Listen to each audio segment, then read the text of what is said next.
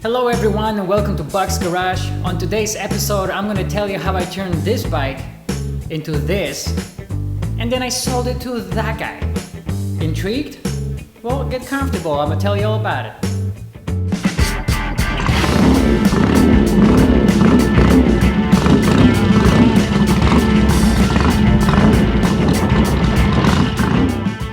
So about 2.5 years ago I really wanted to get into motorcycles, especially vintage ones.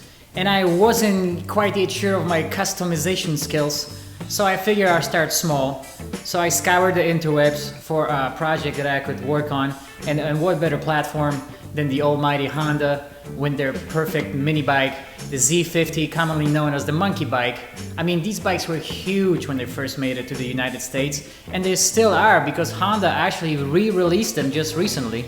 But the new one, it's got different styling, it just doesn't have the same vibe, and they're gonna put all this new stuff into it, like this new one's got brakes. So pretty soon we were on our way to Orleans, Indiana to pick up the bike.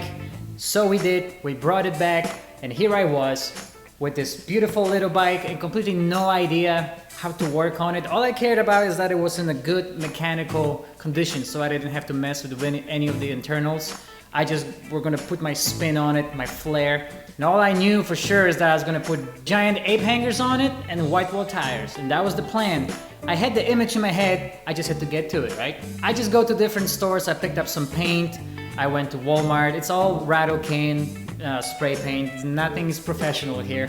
And I just started ordering parts off the internet, like you do. By the way, there's a giant market for the aftermarket Honda Z50 parts in Australia for whatever reason. If you know why that is, please comment your comment in the comment section below. So I ordered, the parts came in, a lot of it was just waiting for the parts to come in. That took a while. And then, I disassembled the bike. I used a paint stripper to get the paint off of the frame. Now finally, after 2.5 months, the bike was done.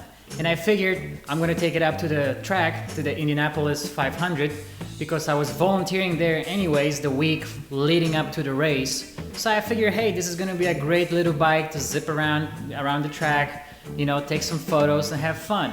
A little did I know that Richard Rawlings from Gas Monkey Garage was going to be the Marshal of Fun, that was the title, for that race. So now the stakes just got higher. And a new plan arose. So I was like, all right, I'm gonna sell this bike to Richard Rawlings. And when I told my friends, they responded with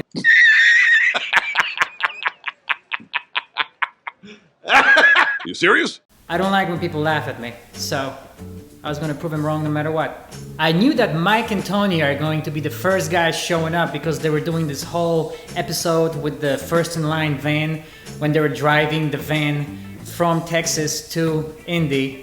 And then they were going to donate the van to the museum, which they did. But I knew they were going to be there in the morning setting up the shots, and sure enough, all the Gas Monkey Garage trucks and trailers are pulling up and they're setting up cameras, trying to get that shot of them coming through the tunnel, in front of the museum. So I just grabbed my little bike and I ride over there and I ambushed Mike, and I was like, hey, I'm a big fan, that whole thing. And I was like, well, I got this thing here. I made this bike. What do you think, man? And I knew he's a body and paint guy, and he's into motorcycles. And Mike was digging it, and I was just like, okay, I got something, because he looked at it. He was like, oh yeah, man, it's cool. And he gets on it, sits on it. He's like, and he said, you know what? I think Richard may want to buy that from you. And when I heard that, I was like, I got him. I knew I had him. I was like, okay, if Mike said that, it was like, there's something here. So now it was just a waiting game. It's like, now I gotta hunt down Richard wherever he is, and I didn't know, I didn't ask, but we took a couple photos. The guys were super nice. Some of the Monkey Garage media team, they took my information just in case, because they were gonna post it and stuff. And I was like, yeah, go ahead, sure, use it, whatever. So I'm back on the bus. We had the Boyle crew has a little bus, that we all hang out in. So I'm kind of, I figure I'm gonna go for a ride, maybe look for Richard, just, take a couple laps around the track, see if I can spot him anywhere. So I get back in the bus. I'm just like, all right, I'm just, hey, if anybody could let me know if you see Richard, if you see his truck or something, just let me know. And my friend goes like, hey, he's over there talking with Pete. I'm like, yeah, sure he is. Okay, whatever. They're like, no, look, he's right over there talking with Pete.